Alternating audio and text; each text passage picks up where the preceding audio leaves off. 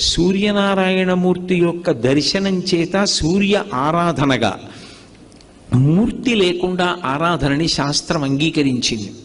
ఎవ్వడు సృజించు ప్రాణుల ఎవ్వడు రక్షించు త్రుంచు ఎవ్వడనంతుండెవ్వడు విభుడెవ్వడు వాడి విధమున మనుచు బినుచు హేలారతుడై అంటారు పోతన గారి భాగవతంలో.